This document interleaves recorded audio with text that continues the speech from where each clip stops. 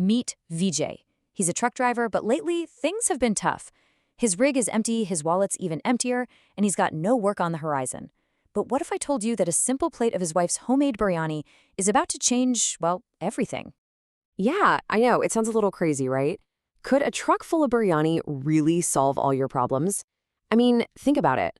What if the answer wasn't about hauling cargo, but about serving up something incredible from the back of that very truck? Well, let's find out. So this was Vijay's world. For 10 whole days, that massive truck of his just sat there. No work, no money coming in. He's sitting there with his buddy Amar, and he's so worried his own stomach is going to rust over just like his truck. He's got this huge, powerful machine at his disposal, but absolutely nowhere to take it. And then everything changes. His wife, Sumitra, brings out a plate of her special chicken biryani, and the smell, oh man, the smell is so good it literally stops their neighbor Mishraji in his tracks. He takes one bite, and you can just see the light bulb go off. He looks at Vijay and says, "Forget driving the truck, you need to start selling this." And just like that, a switch flips in Vijay's head. This isn't just some offhand comment. No, this is the spark, the beginning of a brand new plan. So what's the idea? He calls it the Truck Biriyani Wala. And listen, we're not talking about some tiny little food cart here. No. Picture this. Giant, steaming pots of incredible biryani served right off the back of his massive transport truck. It's totally unconventional, it's bold, and believe me, it's about to make some serious waves. Vijay is just buzzing with energy now. His whole perspective has shifted. He sees his future, and it's not filled with bags of cement, it's filled with biryani. He turns to his friend Amar and tells him their cargo is about to change. And just like that, the Truck Biriyani Wala is officially in business. Okay, so having a great idea is one thing, but making it happen, that's the real test. So how did their first day actually go? Well, at first people aren't so sure. You know how it is. His neighbor, Mishra Ji, even calls the whole thing a spectacle. I mean, who sells food from a giant truck? But Vijay's got the vision. He's like, listen, our heart is big, our food is big, so why would we use a tiny little cart? You gotta love that confidence. And he priced it just right. 40 rupees a plate. That's it.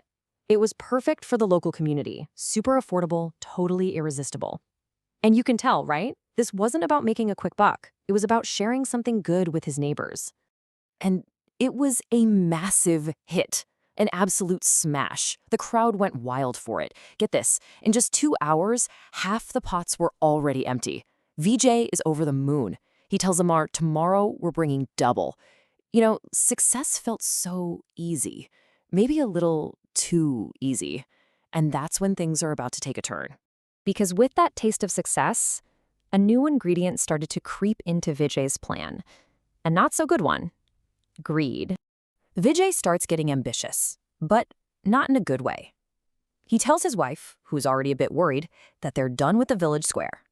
Nope, they're taking the whole operation out to the highway bypass. Why? Because that's where the big people with more money travel. His goal completely changes. It's not about feeding the community anymore. It's all about chasing double the profit. And his prices, they skyrocket. That friendly 40 rupee plate, gone. Now, on the highway, he's planning to charge 100. You see the shift, right? This isn't about serving people anymore. This is just pure. So, how did that brilliant new plan work out? It was a total disaster, a complete flop. The highway was a ghost town. Hours go by, and they don't sell a single plate, not one. Vijay's just sitting there, defeated, staring at all this unsold food. And he's just dreading what Sumitra is going to say. But then, just when it seems like the day is a total loss, a bus breaks down right next to their truck. And it's packed with people from a wedding party. They're hungry and they are stranded. Now, what does Vijay see? Does he see people who need help? Nope. He sees dollar signs, a golden opportunity. He leans over to Almar and whispers, "Forget 100. We're charging them 200 a plate." This is it, the moment of truth.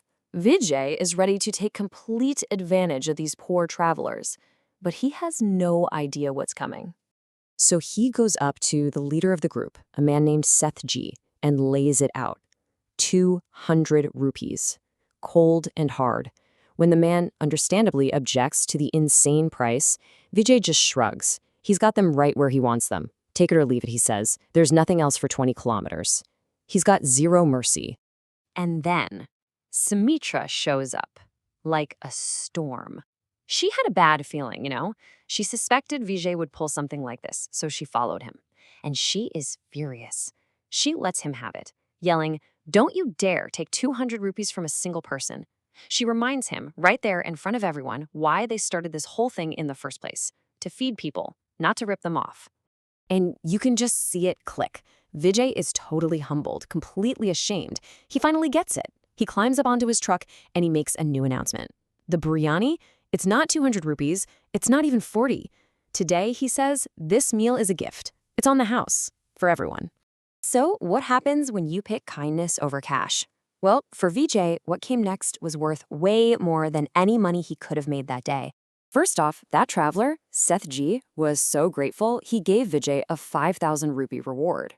And not only that, he hired him on the spot to cater his own daughter's wedding. Then, back in the village, people started saying the biryani tasted even better than before. But really, the biggest prize of all was the lesson Vijay finally learned about what he calls niyat, about having good intentions. So when his neighbor Mishra Ji asks him, "Hey, what new spice did you put in here?" Vijay just smiles. He says the recipe is exactly the same. He just took one thing out and added one thing in. He says, "I removed the greed and I mixed in some good intention." And that right there, that was the real secret ingredient.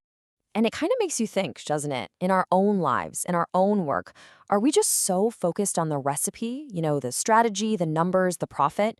Or are we remembering to mix in that other, more important ingredient? It's a good question to ask. What's the real secret ingredient to your success?